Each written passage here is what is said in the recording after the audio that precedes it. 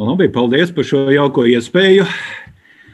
Jāsaka, ka man arī bija kāds laiciņš pagatavoties. Ceru, ka man viss palaidīsies tūlīt. Jā, tā, tūlīt atradīsim, ka lai... Aha, tā. Nu jā. Un virsraksts šodienas manai sarunai ar jums visiem ir pabarotas smadzenes, laimīgas smadzenes. Jo, nenoliedzami, Hipokrats savulaik teica, smadzenes cilvēkā ir vislielākais spēks. Un kā mēs zinām, pašlaik mēs, īpaši Zino, tātad ļoti bieži atsaucamies uz Hipokratu. Jo, lai arī viņš dzīvoja 400 gadus pirms Kristus, gandrīz 2500 gadu pagājuši, bet viņa idejas pašlaik piedzīvo renesansi, jo viņš runāja daudz lietas, kuras šodien vienkārši mēs varam zinātniski pierādīt. Un nenoliedzami viņš arī teica, cilvēkam ir jāzina, ka no smadzenēm un tikai no smadzenēm izriet mūsu baudas, prieki, smiekli, joki, bet arī sēras, ciešanas, grūtsirdība un asars. Smadzenēs tiešām ir vislielākais spēks. Un man vēl arī ļoti uzrunā Tomas Edisons, kas jau arī labu laiku atpakaļ teica, nākotnes ārstu, mēs laikam jau tuvojamies, mēs lai arī neesam ārsti, mēs nevienu neārstējam, bet viņš teica, nākotnes ārsti vairs neārstēs cilvēku ķermeni ar zālēm, bet gan ārstēs un saknē novērsīs slimības, izmantojot pārtiku. Un man liekas, tas ir tieši par to, ar ko mēs nodarbojamies. Jo pašlaik tiešām pieauga ļoti liela interese par preventīvo medicīnu. Arī tūlīt nākošais nedēļa būs lielā Medbaltikas izstāde, un tur arī būs par integratīvo medicīnu. Un, man liekas, ir pienācis laiks arī medicīnā kaut ko paplašināt un papildināt. Un Zino noteikti šeit ir priekšgalā. Ja mēs mazliet jau parunājam par to, kas tagad īstenībā notiek, tad notiek diezgan trakas lietas pasaulē. Pašlaik tiešām ir smadzeņu epidēmija. Un tātad ir tāda pētījuma, ka katram 6. bērnam tiek atņemta nākotne, veciem cilvēkiem pat pusē un vairāk tiek atņemta pagātne, un pieaugušiem vismaz 1 no 4 tagadne. Un ja mēs runājam par smadzenēm, tātad 1,1 triljonu šūnu. Mums tiek rēķināts, ka kaut kur ķermenī no 70 līdz 100 triljonu šūnu. Tad apmēram 2% no mums ir smadzenes. Un vēl mums ir 100 miljārdi neironu. Un šis katrs neirons ar citu savienojas no 50 līdz 5000 savienojumu. Un tiek rēķināts, ka šo savienojumu ir 10-15 pakāpē, tātad tas ir apmēram tik daudz, vēl vairāk nekā zvaigžņu debesīs. Un, lai arī tā sinapsīte, tas savienojuma vieta, to sauc par sinapsi, ir ļoti maziņa, apmēram 0,02 mikroni. Bet tā ir tā, kas daudz ko mūsu dzīvē nosaka. Smadzenes apmēram 1,3 kg līdz 1,4, kādam varbūt pat 1,5. Vīriešiem tiek runāts par 100 gramiem vairāk, un tas varbūt ir tāds uzreiz beidīgais fakts sievietēm, bet nevienmēr viss, kas ir vairāk, nosaka, ka ir obligāti kvalitatīvāk. Un nenoliedzami tā viena lieta, kas notiek, mūsu smadzenes, pa asinsvadiem plūst asins, un sirds asinsvadu sistēmā tā ir tā, kas mūs apgādā ar skābekli, ar barības vielām, tā mūsu smadzenes pārstādā informāciju. Un tāda katrs šis savienojums var aktivēties līdz pat 50 reizēm sekundē, un katra aktivācija tāda ir 1 bits informācijas. Tā tas darbojas ieslēgts, izslēgts, nulīt, kā kompjuterā pašlaik vismaz tajā, kuras mēs vēl lietojam, binārā sistēma.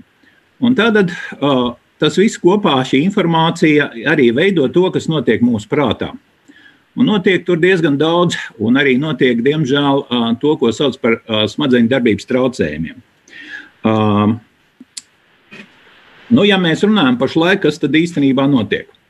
Šie smadzeņu darbības traucējumi dalās 2 lielās grupās, un pasaulē pašlaik ir jau rēķināts, jau pēdējie dati ir 350 miljoni cilvēku, kuriem jau ir diagnoze depresija.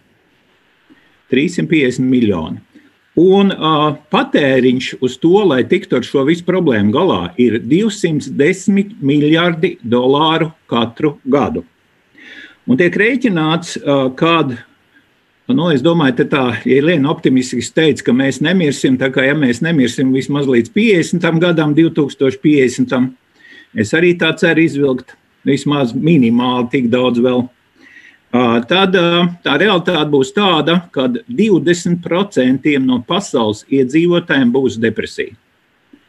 Tātad neko, diemžēl, neprognozē, ka paliks mazāk, prognozē, ka paliks vairāk. Kāda dati ir Latvijā? Latvijā pašlaik ir 4,9% Latvijas iedzīvotāji ir uzskaitē, tas ir apmēram 89,000 cilvēku pie 150 apmēram psihiatriem, un ar diagnozi depresija ir 10,000, ar diagnozi trauksme un panikas lēkmes 9,000. Bet tūlīt šī situācija ļoti kardināli mainīsies. Amerikā nomainījās klasifikators, viņiem to sauc par DSM, un 2015. gadā nomainījās klasifikators 5. izdevums, un tur sāk runāt, ka depresiju mēs varam stādīt jau pēc 2 nedēļām. Kad es mācījos 35 gadu atpakaļ par psihiatru, tad depresiju mēs stādījām principā pēc mēneša. Vēl mani kolēģi, ar kuriem es komunicēju, pat ja tādas smagākas depresijas, kas saistīts tā saucamās reaktīvās, saistīts ar kaut kādiem ārējiem faktoriem, reakcija, tad tika uzskatīts, ka principā var būt depresīva reakcija normāli arī gadu. Piemēram, nedod Dievs, vecāki pazaudē bērnu. Tad tā īstenībā depresīva reakcija var būt pat visu mūžu, bet tika agrāk uzskatīts, ka normāli ir gads. Un kas tagad notiek? Arī mūsu psihiatri komunikācijā ar ģimenes ārstiem, viņi paskatījās tikai pamainot kritēriju. Tad jau pašlaik, principā, mūsu psihiatri pasēdē ģimenes ārstu praksēs, un mums Latvijā ir 115,000 cilvēku, kam jau pēc jauniem kritērijiem var stādīt diagnozi depresiju. Nevis 10,000, bet 115,000. Es domāju, mēs arī zinām, būtu ļoti priecīgi, ja mums, principā, no 16,500 klientiem kaut ko pamainot bišķiņ, tikai pamainot tā, nosaukumu pēc, mums uzreiz būtu kaut kādi 200,000 klientu. Un reku šī iespēja īstenībā ir. Tālāk arī ar trauksmu un paniku nevis 9,000, bet 95,000. Un kāpēc es to tik sīk stāstu saistībā ar mums? Tāpēc, ka šie cilvēki, tātad nevis 20,000, bet 200,000, tātad paņemam 20,000 no 180,000 cilvēki, tie, kuriem jau pēc jauniem kritērijiem nākošais gads būs šīs diagnozes. Bet īstenībā viņiem pēc mana skata nevajadzētu sākt uzreiz ar nopietnām psihiatriskām zālēm. Tad īstenībā ar nākošo gadu mums tikai pa 2 psihiatriskām nozoloģijām pavērš iespēju tikt pie 180,000 klientiem. Es ceru, ka tas mūs visus iedvesmo un uzrunā. Tikai būs droši vien jautājums, kā pie viņiem tikt. Kā viņiem informēt, ka mēs viņiem varam sākumā palīdzēt. Un tāpat arī, protams, neiroloģiskās slimības, kā Alzheimers, Parkinsons, viss tiek prognozēts atkal tikai pieaugs, nekas nemazināsies. Un, kā jau es teicu, depresija uz doto brīdi ir numur 1 veselības traucējums pēc Pasaules veselības organizācijas datiem. 17. gada dati 322, jau 350 miljoni diagnožu. Tātad 10 gados pieaugums pa 5. Un tā problēma ir kāda? Jā, daudz ir to simptomu, piemēram, kādi ir tie galvenie. Principā cilvēki, kas ir vispār depresija, ja mēs runājam par depresiju? Tas ir pazemināts garstāvoklis. Vai to uzreiz var redzēt, ja tas nav smagā formā? Es domāju, ka to redzēt nevar. Ja man, principā, 2 gadu atpakaļ, vairāk kā 2 gadu atpakaļ, kad es vēl nebiju kontaktā ar Zinzīnā, produkciju, ja man bija 15 kg vairāk svara, to varēja redzēt. Un tagad arī var redzēt, ka ir mazāk. Bet ja es joprojām neesmu tik smagā depresijā, kad smagā depresijā cilvēks pat nespēja no gultas piecelties, viņam varoņdarbs ir aiziet pat zobus iztīrīt no rīta un vakarā. Ja. Tie jau ir, par šīm depresijām es šoreiz nerunāju, tas arī nebūs nekad mūsu fokus. Bet, ja mēs runājam par tā saucamām vieglām un vidējām depresijām, tad šeit, protams, tas ir mūsu fokus. Un kurš no mums nav piedzīvojis, kad ir kāds dienas slikts garstāvoklis? Es domāju, ka tagad saistībā, ka tikko palaidās pusgadu atpakaļ šīs te vīrus, ļoti daudziem pacēlās trauksme. Tagad mūs biedē tūlīt būs 2. vilnis. Un jāsaka, kas man pavasarī noticis, jā, tad pacienti ir pieauguši un turpina pieaugt. Zvana cilvēki, ar kuriem agrāk es esmu komunicējis kā psihoterapeits, un ir jāsaprot, ka mūsu tātad iespējas palīdzēt šiem cilvēkiem īstenībā ir liels. Un tāpat laikā šī diagnoze īstenībā neko nepasaka, viņa ir aprakstoša, tur ir tikai simptomi un neko nepasaka par cēloņiem. Tāpat laikā psihotropās zāles ir otra pārdotākā recepšu zāļu grupa aiz statīniem. Un kāda ir efektivitāte? Efektivitāte parādās, ja puse simptomu uzlabojas par 50%, un to gūst mazāk kā 50% pacientu. Un arī vēl viena lieta, kad antidepresanti nesāk darboties uzreiz. Tātad, kāpēc arī ir ielikts tagad tās 2 nedēļas, kad var stādīt to depresiju? Tad arī sāk darboties antidepresanti, un pa īstam viņa iedarbība izvērš, ja ir pareizi pielasīts un tiešām tam cilvēkam tās zāles ir vajadzīgas. Mēs parasti domājam, ka uz mums tas neatiecas, jeb arī, ja kādam blakus ir, jā, tad liekas, ka viņam var būt tāda viegla vai vidēja depresija, ka tas īstenībā ir gribas spēka trūkums, jā, viņš ir slinks, viņš ir izlaidies. Un te, protams, mums jāatšķir, kad ir depresīva reakcija, kas mums ir absolūti visiem kādā reizē dzīvē bijis pazīstama. Un ir depresija kā slimība. Un arī, ja mēs šeit runājam par to, tad arī depresijas dalās 2 milzīgi lielās grupās. Ir tā saucamās endogēnās, kas ir vairāk saistīts ar gēniem, bet tagad arī jau mēs zinām, ir atklāti tie gēni, kuri principā rosina predispozīciju uz depresiju.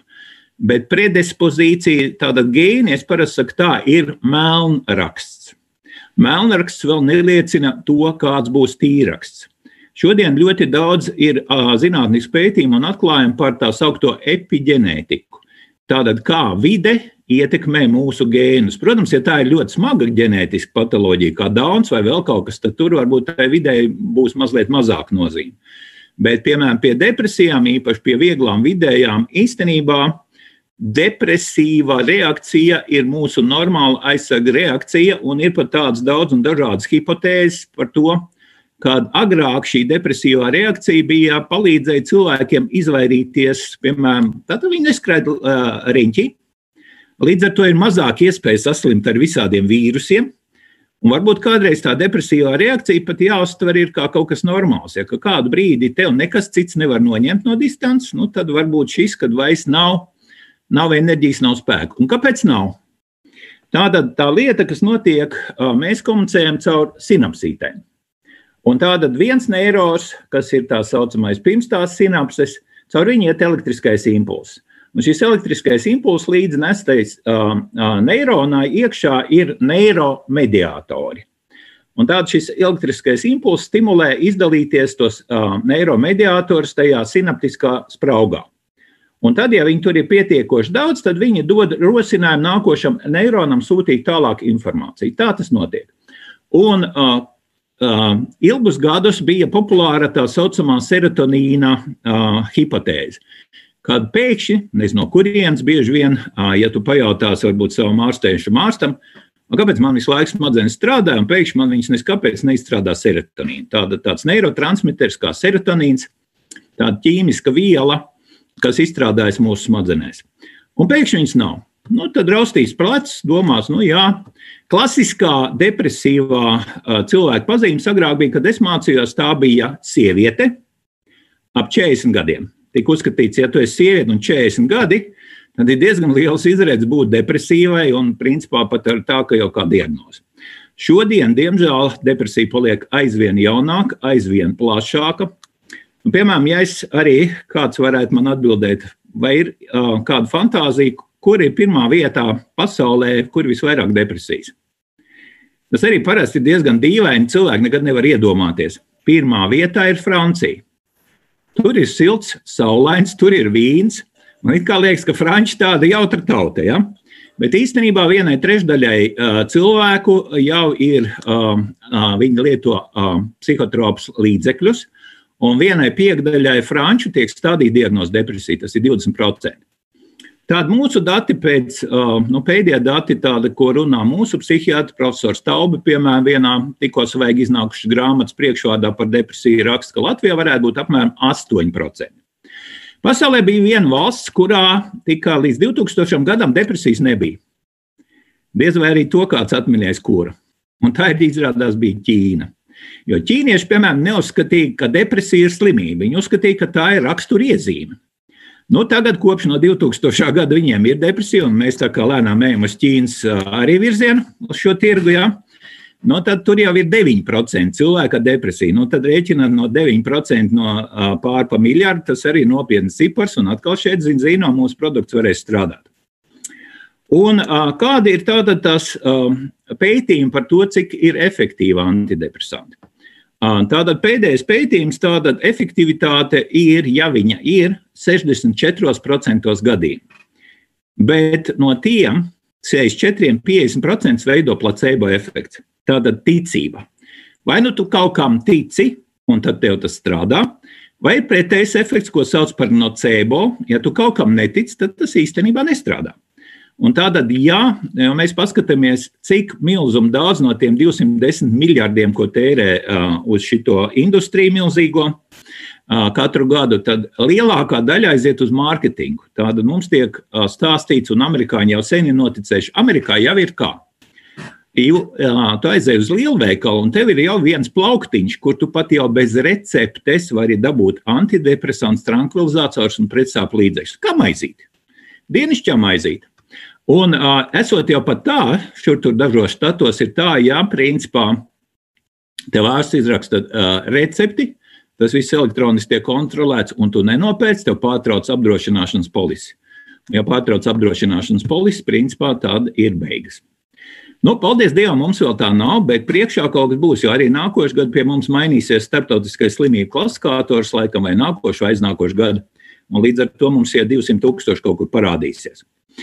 Un tātad, ja mēs parēķinām, tad noņemam no 64–50, tad efektivitāte 14% nav liela, bet toties blaknes ir 86% gadījumu.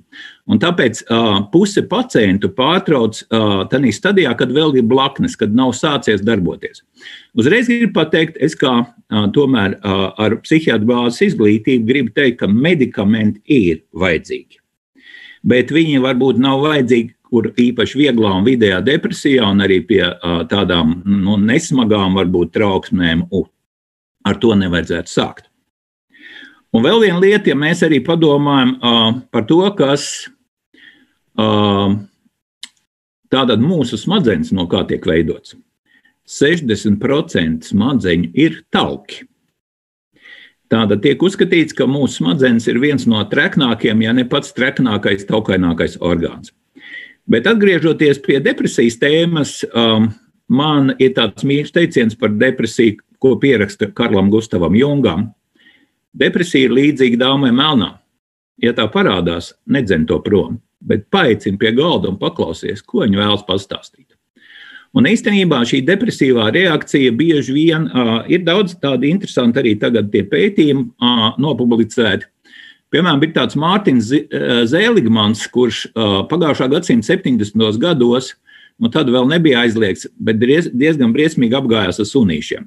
Viņš viņus sadzina būros, pie grīdas pieslēdza strāvu un tātad deva vieglu strāvas tricienu. 1 dienu, 2 dienu, tā 6 dienas. 7. dienā atvēra būra durvis. Tāds sunīši varēja aizlaisties. 20% jau vairs nemuka. 20%, lai durvis bija vaļā, viņi jau bija izstrādājusies bezpalīdzības sajūta. Viņiem jau bija bezcerīgi, viņi jau vairs nekustējās, viņi jau bija pieraduši, ka šis vieglais, bet nepatīkamais strāvas kairinātājs ir. Tad viņš gāja vēl tālāk. Viņš sadalīja to būrī 2 daļās, un tu varēji pārlekt pāri un dabūt, ka nebūs strāva. Bet tu nevarēji zināt, principā, tu nevarēji ātrāk to pārlekšanu uztaisīt, iekams tev nedeva to strāvas sitienu. Un tad, tur tā. Un beigās izrādījās, ko šie pētījumi atklāja to, ka īstenībā lielāks stresa līmenis ir tiem sunīšiem, kuri gaidīja strāvas sitienu, bet zināja, ka viņi var izglābties no viņa. Tātad visu laiku dzīvot stresā, visu laiku izdalās tāds hormons no virsnieriem kā kortizols. Mēs visu laiku dzīvojam trauksmē. Mēs īpaši cilvēki, kuriem ir hronisks stress vai arī paaugstināts stresa reaktivitāte, viņi dzīvo tā, it kā viņi gaidītu visu laiku no dzīves kādu strausu sitienu. Un līdz ar to depresija tiešām ir signāls, ka mūsu dzīvē iet kaut kas nepareizi. Tā ir simptoma kopa, kā es teicu, nevis īstenībā viena slimība. Tā ir daudz cēloņu, un ļoti svarīgs ir mūsu smadzeņu funkcionālās rezerves. Un mūsu smadzeņu funkcionālās rezerves tātad nosaka tas, ar ko mēs smadzenes barojam. Es pēc brītiņa pāriešu pie vīvas, bet, protams, apstāšos pie kā. Ja jau mums, principā, smadzenes 60% ir tauki, protams, smadzeņu galvenā degviela ir glikoze. Un tāda mums ir ļoti no svara nevis ātri pārstrādājamie tātad oghidrāti, bet tie saliktie, kas lēnām uzsūcas. Un tāpēc no rīta, piemēram, būtu rīts jāsāk, protams, mēs pamostamies pāris glāzes silta ūdens, bet no rīta būtu, principā, putras, tas, kas mūsu senčiem ir bijis vienmēr. Diez vai vajadzētu, principā, visas tās Kellogg's saldinātās pārslas un tas, kas liekas, ka baigi ātri ir. Bet tālāk ir tādi pētījumi, kad no tās 60% no mūsu smadzenēm pamatā lielākā daļa ir omega-3 taukskābes. Un mūsu smadzenēm ir īpaši svarīga ir viena no tām omega-3. Ir alfa-linolēna skābe, to mēs varam uzņemt it kā un paskatīties, bet no augļiem un dārzeņiem un arī no lindsēklām un no vēl daudz kā, bet mūsu smadzenēm īpaši ir vajadzīga DHA. 97% no omega-3, kas mūsu smadzenēm ir vajadzīgs, nāk no DHA. Un tā ir mūsu balanseļa. Tur viņas līmenis ir augstā koncentrācijā, bet mēs, protams, varam mēģināt arī iztikt bez mūsu balanseļas. Tikai es domāju, kurš no jums un tie, kas klausās un redz mūs un dzird, var nodrošināt katru nedēļu 2 apmēram kilogrami treknu savvaļas zivju. Tātad ar to daudzumu mēs varam pabarot kvalitīvi savus smadzenes. Es nedomāju, ka pat starp tiem, kas ir strādā kopā ar mums, ir iespēja tādu katru nedēļu 2 kg treknu savvaļas zivju ēst. Līdz ar to, protams, šī balansa eļļa ir viens, manuprāt, fantastisks risinājums. Bet, ja mēs atgriežamies pie tā, kas notiek mūsu smadzenēs, tad mums ir 2 sistēmas, kas regulē mūsu smadzenes. Tātad ir kaut kas par rokai. Man ir par rokai kafija, nav liela piepūle, es viņu varu dabūt. Bet tagad, ja iztēlojamies kaut kas, ko es ļoti, ļoti, ļoti gribu, bet nevaru dabūt, bet man to ļoti vajag. Kāds varbūt ļoti grib kļūt par direktoru vai kraunu, apsveicu tos, kas tagad nesen kļuva par viņu. Tas ir kaut kas ļoti motivē. Dopamīns izdalās un ir viena tāda šis neirotransmiteris, kurš darbojas, kad mēs saņemam atalgojumu, kad mums kaut kas tiešām uzrunā, mēs kaut ko patiešām gribam. Tā ir ļoti reta molekula. Ja mums ir 100 miljardi neironu, tad tikai vienā no 2 miljoniem neironu, smadzeņu neironu izstrādājas dopamīns. Bet tas ir diriģents. Tas ir apmēram tā, kad, piemēram, ezelīts negrib kustēties, bet tad viņam iekar degunu priekšā burkānu un viņš iet. Bet, diemžēl, pat attiecībās, kad mēs esam attiecībās ar, es domāju, ģimenes dzīvēm, šis dopamīns darbojas maksimāli gadu pusotra. Jo kas tas ir vairs pa burkānu, kas jau tev gadu pusotra guļ blakus? Diemžēl tad šis dopamīna efekts mazinās. Un vēl kas šodien ir noticis, diemžēl, mēs pārslogojam dopamīna sistēmu, īpaši jaunieši, kad viņi šodien nostaigā 10 000 soļu, tāpat kā pie mums Zinzīno tiek reģistrēts, un pat šo to tu var saņemt pēc tam ar atalgojumu, ka tu tos 10 000 soļus veic. Tad diezgan daudz jaunieši tos veic tikai īkšķiem pa telefonu. Un līdz ar to, principā, tiek kairināts smadzenes. Jo kāpēc tam smadzenēm iet tik grūti? Viena lieta ir tā, ka mūsu smadzenēm ir milzīgs daudzums informācijas jāapstrādā. Šodien dzīve ir kļuvusi tik strauja, tik daudz ir informācijas. Es arī šodien, gatavojoties uz šo mūsu sarunu, man bija tāda iespēja gandrīz 2 dienas, principā tikai tam vienu, un man ir čupa ar grāmatām. Es tur sēdēju, lasīju kaut ko jaunu, lai būtu pašam interesanti un lai arī būtu interesanti ar ko padalīties. Beigās jau bija tāda sajūta, paldies Dievam, ka man ir viva par rokai, un es viņu sāku lietot vairāk. Bija tāda sajūta, ka smadzenes sāk uzkārties. Tā kā, principā, šis te serotonīns, kāpēc viņš mūs gausina? Bieži vien, kad sinaptiskā spraugā viņš ir pa daudz, tad tās otrs neironiņš, kuru vajadzētu uzbudināt caur to serotonīnu, viņš jau pierod un viņš vairs nereaģē. Tas serotonīns klavē, reakcija nav, un mēs paliekam gausi. Depresijā cilvēks paliek gauss, lēns, viņam mazinās interese, viņam mazinās tieksme pēc patīkamām lietām. Un ko tad dara tie antidepresanti modernie, serotonīna atpakaļ uzsūkšanās inhibitori? Viņi neļauj tam serotonīnam, kas ir tajā spraudziņā, atgriezties tur atpakaļ tādā pressinaptiskajā neironā. Un tad, kad viņš uzklājas ļoti daudz tajā spraugā, viņš tomēr caursit to neironu. Bet, protams, tam ir savas blaknes. Sausums mutē, liekais svārs milzīgs, problēmas ar potenci, kur pretī mums ir risinājums, kas mūsu vīrieši tīpaši noteikti iepriecinās. Pēc brīža es par to pastāstīšu. Un vēl viena lieta, par ko es noteikti šodien gribu pieminēt, mums ir īstenībā 2 smadzenes. Mūsu senči jau sen zināja to un teica, prāts ir vēderā, prāta vēders. Un tikai netik sen ļoti zinātnieki atklāja enterālo jeb zarnu nervu sistēmu. Un tā ir 2 būtiskākās funkcijas. Tā kontrolē mūsu zarnu mikrobiomu. Un zarnu mikrobioms tā ir šodien tēma top numur 1. Tātad izrādās, ka tikai 10% no mūsu ģenētiskā materiāla ir cilvēciskais. 90% no mūsu ģenētiskā materiāla īstenībā ir mūsu mikroorganismu ģenētiskais materiāls. Un ja es arī, piemēram, izdomāju, ka es tagad gribu dzert kafiju,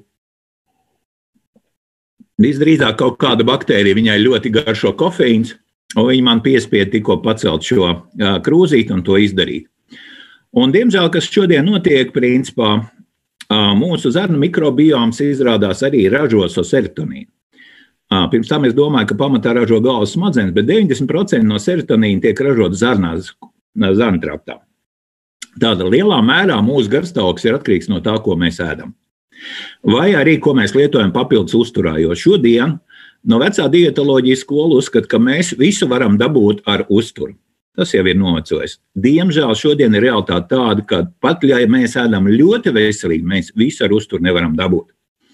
Un tāpēc, protams, mūsu ģimenē viens no mūsu mīļākiem preparātiem, kas ir no zinzīno, tās ir šķiedrvielas. Zinobiotiks, tas ir tas arī, kas ir iegājies un ar ko rīt sāks un vakars beidzas, jo tas palīdz, principā, sakārtot zarnu biomu. Un ideālā variantā mums būtu tā, ka 85% mums ir gramu pozitīvās baktērijas un tikai 15% gramu negatīvās. Bet diezgan bieži ir otrādi. Un gramu negatīvās baktērijas pamatā baro 2 lietas. Baro tātad cukuri un baltie milti. Kādu laiku atpakaļ gaida reklāma, kāda ir svētki. Svētki ir Coca-Cola un pizza. 2 kaitīgākās vielas vienā vietā, un, protams, svētki ir kam? Mūsu gramu negatīvām baktērijām. Un viņas kā dzīro? Viņas izdala toksīns. Un tad, principā, kas notiek?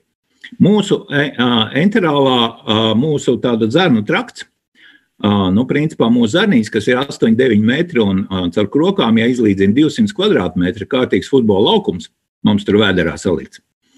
Tātad, diemžēl tie enterocīti ir ļoti plānā kārtā. Un cukuri, kad nonāk mūsu organismā, tās ir skābes, un viņas var sēst zarnu gļotādiņu, un tad attīstās tas, par ko arī šodien daudz runā, cauro zarnu sindroms.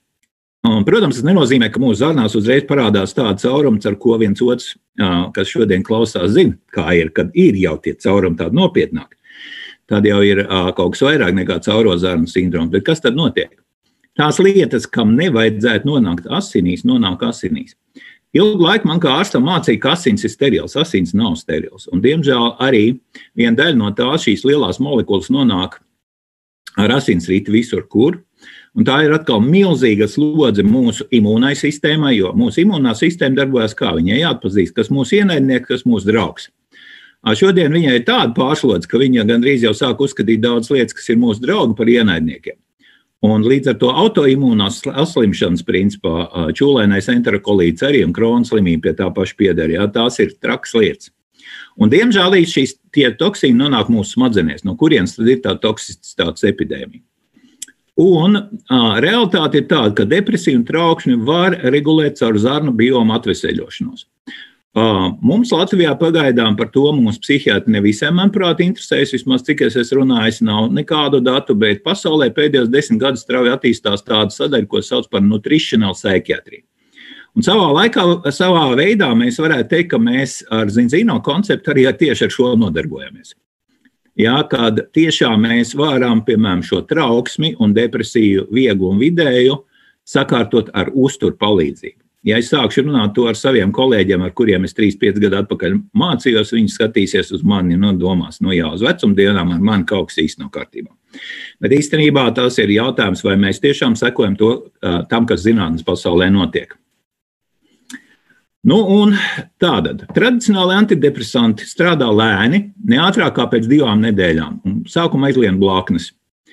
Viņi ir maz efektīvi, kā es teicu, ja paņemam nost placebo efektu, kas, protams, tiek piestrādāts un miljardi tēlēt, lai šis placebo efekts strādā, viņi ir maz efektīvi. Kādu brīdi viņi palīdz, tad organisms pierod, un tad nāk depresijas recidīvs, tad jāpalielina ir dēva, un pēc laika ir jānomaina antidepresants, un tā līdz beigām. Un, protams, paskatieties, ir toksiski, palielina svāru, palielina infarktu biežumu, samazina dzimumtieksmi. Anksiolītiķi, jeb trankvilizatori rada atkarību un veicina ilgtermiņā lietojot pat demenci. Un vēl viena lieta, kad es savulaik, kad mācījos par psihiatri, es jautāju, ko tad mēs īsti ārstējam? Man teica psihiskā slimība, bet es teicu grieķu valodā psihidvēseli, bet dvēseli mēs padomju psihiatri neatzinām. Tagadējā bioloģiski ar man liekas nevisai. Un līdz ar to jautājums, ja mēs ārstējam dvēseli, kad kā nemateriāls dabas substrātu var ārstēt ar kaut kādu ķīmiju. Ja mēs ārstējam smadzenes, tad tā dīvainā lieta ir tāda, ka, diemžēl, psihiatri ir pamatā reti neaplūkoto orgānu ārstē, tās smadzenes. Un tad mums ir alternatīva, un tā ir Viva. Un kas ir pierādīts, Viva ir labākais produkts vieglas un vidējas depresijas korekcijai. Un kas ir šī Viva? Īstenībā tas ir produkts, ko mēs pazīstam vismaz 5000 gadus, un tas ir safrāna drīksnu, 3 drīksnu ekstrakts. Tātad no katra ziediņa tur ir tādas 3 drīksniņas, un viņas var vākt apmēram tikai kaut kur 2-3 dienas īstenībā, kad tikko tā drīksniņa sāk vērties vaļā, no rīta pirms saule lēkta to vāc ar rokām. Un safrāns ir dārgākā garšviela pasaulē. No hektāra var ievākt apmēram 5 kg šī produkta, un 1 kilograms maksā, ja nemaldos, kaut kāds $17,000. Tad rēķinām, tas ir diezgan dārgs prieks. Un ir tātad radies risinājums, ko tad ar to var darīt. Jo agrāk, principā, safrāns, tātad šī sarkanais zelts, jeb saules enerģija tīrā veidā iepakota, viņā bija pieejama tikai ļoti, ļoti bagātiem šeihiem, sultāniem un parastiem mirstīgiem, nemaz viņi nedrīkstēja lietot. Jau tagad šī kā garšviela ir pieejama, principā, visur, kur arī pie mums viņi ir nopērkama. Un to, ko ir izdarījuši zinātnieki no Spānijas, viņi ir izvilkuši aktīvo daļu, tātad patentētais nosaukums ir afrons, klāti pievienoti 5 B grupas vitamīni, C vitamīns un jods. Tas ir vajadzīgs tāpēc, lai EFSA varētu atļaut to reģistrēt. Kaut gan, protams, galvenā aktīvā daļa ir šis afrons. Un tāda, uz ko viņš darbojās? Darbojās uz to, ka Viva fantastiski spēcīgi darbojas tieši arī uz, ir tie pierādītie efekti. EFSAS, tas ir Eiropas pārtikas nekaitīguma iestāde, kas atrodas viņas aģentūra Pārmā, Itālijā. Tās galvenās lietas, kas mums palīdz. Mūsu psihe izpaužas 3 veidos. Mums ir domāšana, mums ir emocijas, un tas viss kopā nosaka mūsu uzvedību. Un tātad to, ko dara Viva, viņi palīdz normāli funkcionēt mūsu nervu sistēmai. Un tātad, ja mūsu funkcionālās rezerves ir pietiekoši lielas, tad mēs ar dzīves nepatikšanām, stresiem tiekam galā. Jo, ko nozīmē funkcionāla rezerve? Piemēram, mēs tagad visi varam sēdēt, mēs visi varam iet, ja neesam invalīdi, pat skriet varam, bet diez vai visi var skriet tā kā man viens radinieks, kurš taisās nākošu gadu startēt supermaratonā, kaut kur Amerikā, ja izdosies, un skriet 100 km vienā piegājienā pa kalniem. No Baltijas tur vēl neviens nav piedalījies, un tātad tas ir diezgan skaidrs, ka tas ko nozīmē, ka viņam ķermenim funkcionāls rezerves ir liels. Tāpat ir jautājums, cik lielas funkcionālas rezerves katram ir mūsu smadzenēm. Un tas, par ko mēs šodien nepārtraukt cilvēki joprojām sūdz par to, ka trūks laika. Es nedomāju, ka šodien kāds te man tagad skatās un klausās, tāpēc, ka nav ko darīt, nav kur laiku likt. Bet realitāte ir kāda. Īstenībā, ja agrāk es lasīju tēmu par laika menedžmentu, tad tagad es drīzāk, tā man mīļa viena tēma ir enerģijas menedžments. Jo tad, kad mums trūkst laiks, tas nozīmē, ka mums īstenībā trūkst enerģija, arī mūsu smadzenēm. Tas nozīmē, ka mūsu smadzenes nav pietiekoši kvalitīvi un labi pabarots, un viņas ir pārāk toksisks. Un līdz ar to mēs sākam nogurt, mēs sākam izsīkt, mēs nevaram vairs normāli domāt, mēs sākam kaut ko aizmirst, mums svārstīgs garstāvoklis, tas viss mūs sāk kairināt, kaitināt, mēs paliekam aizvien ātrāk sakaitināmi. Un tātad, protams, tas ir viss mūsu emocionālās funkcijas. Un, protams, arī mūsu garīgās lietas. Jo agri vai vēl jau arī viena no lietām, kad sāks depresija, ir tāds Viktors Frankls, kas savulaik runāja par to, ka depresija arī var attīstīties tāpēc cilvēkiem, ka īsti nav dzīves jēgas. Kā es varētu tagad laikam tā pajokot, bet varbūt pa nopietnam teikt, ja nav savas dzīves jēgas, tad man liekas, baigi viena no labām jēgām ir sakārtot savu veselību. Jo katram mums dzīvē ir mērķi. Un, lai varētu šos mērķus sasniegt, ir vajadzīgi resursi. Un galvenais mūsu resurs ir veselība. Un tā skaitā, protams, arī mentālā, ne tikai fiziskā veselība. Jo, diemžēl, Renē Dekarts savulaik atdalīja ķermeni un prātu, un līdz ar to mēs tā kā kādreiz liekam atsevišķi to visu. Ir daudz pētījumu. Tikai līdz 2017. gadam, tagad ir vēl vairāk šie klīniskie pētījumi, kaut gan, protams, ar klīniskiem pētījumiem iet tik sarežģīti, tāpēc, ka, principā, mēs nevaram runāt par to, ka mēs kaut ko ārstējam. Un depresija kā slimību neviens no mums, ja nav ārsts, nevar ārstēt. Tātad, ja mēs neesam ārstniecības personu sarakstā, tad ar ārstēšanu mēs nenodarbojamies. Bet ko mēs varam? Mēs tiešām varam pabarot savus smadzenes, atvieglot savus ciešanas, uzlabot savus funkcionālas rezerves. Un tādi ir šie klīniskie pētījumi, ka tiešām, piemēram, bija viena grupa 128 veseli cilvēki un sadalīja 3 grupās – placebo, tad deva 2,2 mg un 2,8 mg. Un tāda tā terapeitiskā deva, atkal tas ir jautājums, parasti terapeitiskā deva, saka, ir no vienas tabletes, kas ir 14 mg, līdz pat 8. Klasiski 2 tabletes dienā, 30 dienas. Un tātad cilvēkiem, kuri jutās veseli. Jo, diemžēl, tā realitāte ir kāda pusē cilvēku īstenībā pašlaik depresija netiek diagnosticēta. Jo mums jau nav pieredums sūdzēties, piemēram, par to, kāda es īsti vairs neredzu, priekš kam dzīvot. Man tā kā viss ir. Mēs te vīru grupā, burtiski šodien runājam par tādu stāvokli, ka tev jau ir pāri 50, un tu jau visu zini. Viss jau atkārtojas. Nav nekā jauna. Un tu visu zini, un, protams, tu zini visu vislabāk, bet nes kāpēc tev citi negrib klausīties? Un tad tev tās viss sāk krist uz nerviem. Kā tad es tā tik gudrs jau esmu, manī neviens vairs negrib klausīties. Un tad es palieku par tādu mazo nīgro vīriņu. Un tā lielā māksla laikam tā. Mums dzīvē 4 posmi. Bērnība, jaunība. Un jaunība izrādās tagad pēc Pasaules veselības klasifikācijas, organizācijas klasifikācijas ir no pagājušā gada līdz 65 gadiem. Arī man vēl pāris gadi jaunība. Un ko es šonadēļ arī darīju, es sāku kārtot interesēties, ka man izrādās tūlīt jau 28. decembrī būs pensija. Kaut kas gandrīz iekritu depresīvā reakcijā, nekā nebija domājis, ka jau pensionārs būšu. Bet varbūt arī principā tā, ka tālāk mums ir briedums, un pašā finālā mums ir 2 varianti. Diemžēl lielai daļai būs marazms. Alzheimers līdz 30. gadam, jau tagad Alzheimera saslimšana, jeb vecuma plānprātība ir diezgan bieži tiek stādīta. Vēl 10 gadu laikā 3-kāršosies. Kas būs līdz 50. gadam, pat grūti prognozēt. Bet atgriežoties pie vīvas, tātad izteikti samazinās psiholoģiskā spriedze, jo ļoti daudz cilvēku šodien dzīvo iekšējā spriedzē. Kā tas būs? Ir depresīvs noskaņojums, jo sazina, kas būs, kā būs, vai būs darbs, un daudz jau ir viņu pazaudējuši, īpaši dažās jomās, kā turisms, kā kultūra, vēl kaut kur. Un līdz ar to mums ir, fantastisks risinājums. Tu vari pabarot sevi, savus smadzenes, uzlabot veselību, sākt pelnīt beidzot naudu, uzbūvēt savu tīklu, kļūt neatkarīgs. Es nezinu, man ir vienīgais tiešām jautājums, kāpēc vēl joprojām lielākā daļa Latvijas iedzīvotāji nav mūsu klienti un mūsu partneri.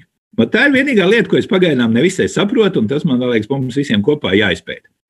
Jo es jau teicu, mums ir tūlīt ar nākošo gadu jau pamainīs tos kritērijus. Mums jau ir 180,000 cilvēku, kuriem ir diagnoze un kuriem vajag palīdzību. Bet viņiem nevajag uzreiz sākt ar nopietniem psihiatriskiem medikamentiem. Tāpat arī, kas ir kāds ir depresijas pazīmes? Ir tāds Ārons Beks, viņš aprakstīja tā saucamo kognitīvo jeb domāšanas triādi.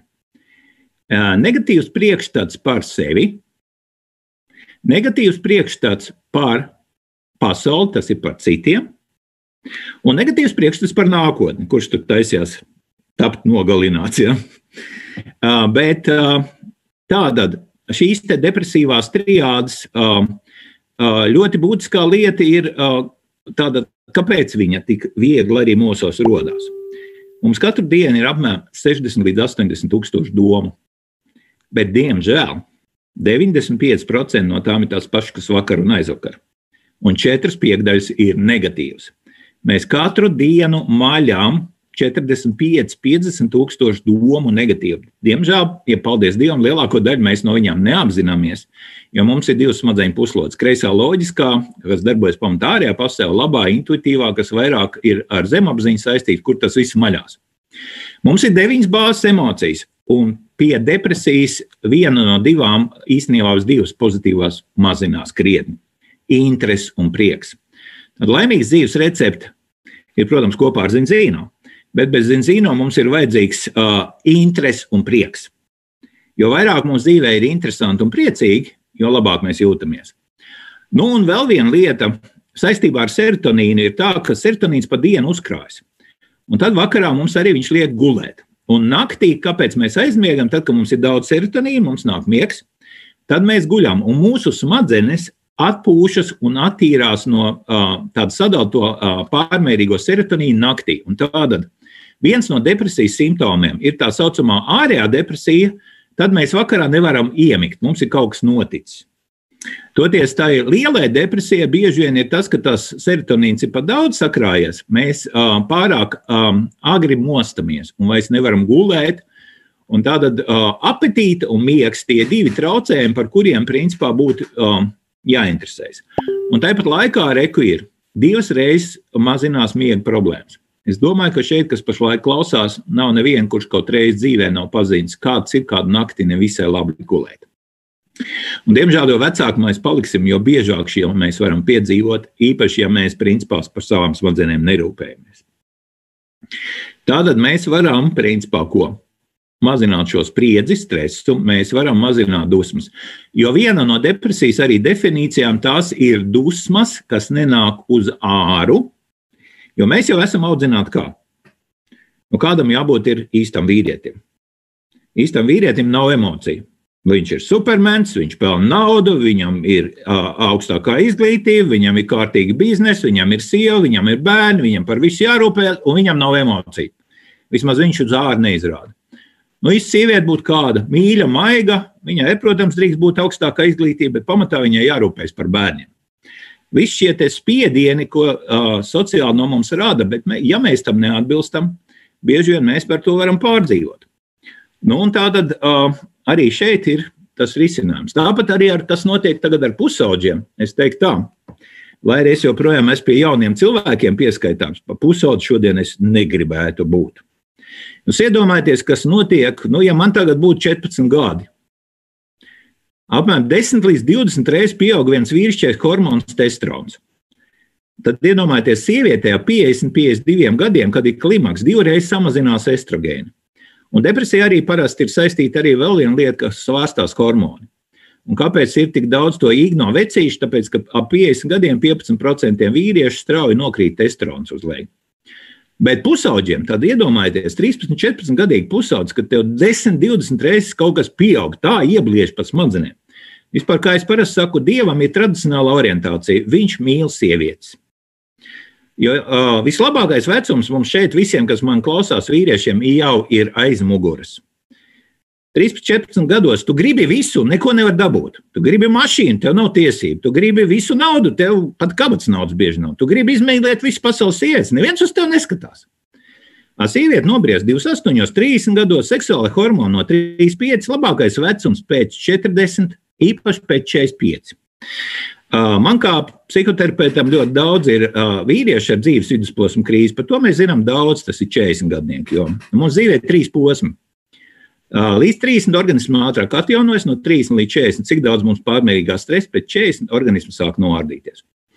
Bet ar sievietēm ir tā, ka labākais vecums ir pēc 40, un tad vienā brīdī apmēram ap 45 gadi rauj jumtu nost. Jo bieži vien tad ir tas jautājums, un kā, vairāk nekā nebūs? Un šitā man līdz mūža galam, šito te veci, kur es jau pazīstu, cik tur 20-30 gadus, un tas burkāns stadija jau sen ir beigusies. Jā, bet pusauģiem, principā, pat pusauģiem ar nopietnām uzvedības problēmām mūsu vīva var 2 mēnešu laikā samazināt trauksmi un fobijas. Es nezinu ļoti daudz, kur bez nopietnām blaknēm, jo bērniem īstenībā nevajadzētu dot šīs nopietnās psihiatriskās zāles. Bet ja mums nav alternatīvas un ja viss ir tikai āmurs, tad visur redzam tikai naglas. Līdz ar to tad finālā droši vien es varētu teikt, Renē Dekarts, kas atdalīja prātu no ķermeņa, viņš teica, domāju, tā tad esmu. Jūs jau dzirdējāt, kas mums ar to domāšanu. Einsteins savulaik teica, kāda ir viena no neprāta pazīmēm. Ja tu mēģini ar vecām stratēģijām iegūt jaunu rezultātu. Bet, diemžēl, kā jau es arī teicu, 95% domu, ko jūs domājat vakar, ir tās pašas, ko jūs domājat aizvakar, un tā mēs tur gadiem maļamies. Un 45-50 tūkstoši negatīvu domu katru dienu. Ja domājaties, lai to visu izturētu, kas tad ir vajadzīgs? Es teiktu tā, ir beidzot jāsāk ne tikai domāt, bet arī just. Un, protams, mums ir jālieto vīva, un ne tikai vīva, balanceļi, šķiedvielas, vitamīni. Šis viss komplekts mums, man liekas, ļoti fantastiski pabaro mans smadzenes, palielina mans funkcionālas rezerves, un tad es esmu balansā. Un man kā ārstam mācīja, ka visas slimības ir no tā, kad nav dzīve balansā, nav līdzsvara, jeb ārstiem ir tāds vārds, nav vairs homeostāze, izjaukt homeostāze, līdzsvars. Bet šī ir iespēja, fantastiski iespēja atjaunot līdzsvaru, pabarot smadzenes, jūs pabarot savus otrās smadzenes, kas mums ir zarniņās, iedot mums vitamīns, un mēs varam tiešām reāli labi justies. Jo es atceros, kad es sāku lietot visus šos produktus, pagāja 3 mēneši, un es vienu rītu izgāju ārā, un es pateicu Dievam paldies par šo dienu, un es domāju, kad es pēdējo reizi biju tā juties, un nevarēju atcerēties. Tieši tāpēc es tiešām pateicīgs, ka savulaik Inese Joks tev neatlaidīgi vairāk kārt tātad piedāvāja šo iespēju. Es tiešām esmu priecīgs, ka man tagad ir ko piedāvāt maniem pacientiem. Jo, protams, zinzīno produkcija visas problēmas neatrisinās. Bet priekš manis zinzīno produkcija, visi šie 4 produkti vismaz, kurus es nosaucu, tas ir tas pamats, uz kur es lieku klāt ko. Pols Kleitons arī savā mājaslapā tikko ir lielu rakstu ielicis par fiziskām aktivitātēm, mērenām fiziskām aktivitātēm. Tas ir obligāti, man tas ir nūjošana, peldēšana, no rīta vingrošana. Tālāk, protams, pietiekošs miegs un pats būtiskākais pozitīvs sociāls attiecības. Un man liekas, tas ir tieši tas foršais. Tātad, kad mēs sanākam kopā, un, diemžēl, es tikko nevarēju būt arī pēdējā mūsu kopējā sajietā, bet es skatījos, kas tur ir par lādiņu. Nu, bet ja tur ir cilvēki, kuriem ir pabarotas smadzenes, nu, tad viņi vairs nav nīgri, neapmierināti, pretenciozi. Viņi drīzāk ir priecīgi, smaidīgi, tādi paši kā Ivars pašlaik. Citus es sejas neredzu tik daudz. Es ceru, ka mēs tiešām ar šo visu varēsim dalīties un ka tos 180,000 klientus, kas tūlīt principā jau ir ar diagnozēm, kuriem vajag palīdzību, mēs viņus varēsim atrast, uzrunāt un viņi mums sapratīs, ka tiešām šī ir viena izēja, kad nevajag uzreiz pa zvirbuļiem šaut ar lielgabaliem. Nu, tur, protams, kur ir begimots, tur varbūt arī jāskatās, ar ko tik galā. Ja? Pie lielām, nopietnām, smagām problēmām psihiatriskām zāles ir vajadzīgs. Un nevajag baidīties no psihiatriem, viņi arī ir ļoti mainījušies pa šiem laikiem. Seko līdzi un daudz, kas tiešām ir mainījies. Un es joprojām sev pieskaitu pie psihiatriem, lai arī varbūt es neesmu aktīvi praktizējošs psihiatriskā slimnīcā, bet man ir pacienti ar ļoti nopietnām problēmām. Un es domāju, ka šis te ir ļoti fantastisks. Paldies tiem cilvēkiem no Spānijas, kas šo produktu mums ir radījuši. Es zinu, ka Ivars labu laiku atpakaļ teica, nu jā, to es nelietoju regulāri. Un tā ir diezgan daudz cilvēku. Ir divi varianti, kā lietot. Pēc vajadzības, bet es personīgi šo, tā kā man tomēr gribas arī to 4. posmu sagaidīt, varbūt cerot kļūt viedākam, nevis iekrist marazmā, tad es saprotu, man nav variantu. Man šitais ir ikdienas maizīte. Laikam ir visu, ko es gribēju teikt. Paldies, Juri. Es aizgrābti klausījos, vairākas reizes satraucos, skatos uz laiku. Izskatās, ka mēs noteikti uz visiem jautājumiem nepaspēsim atbildēt. Man nāksies tev prasīt vēlreiz apsolīties būt, jo noteikti, ka cilvēkiem būs čupām jautājumi. Jā, es tagad arī mācos, un man rīt, pārīt, aizparīt būs mācības, un oktobrī tieši par stresu. Un tad pēc 6 dienām pašas jaunākās zinātniskās atziņas no visas pasaules, es būšu gatavs dalīties, bet tad droši vien kaut kad uz novembra vai oktobra beigām.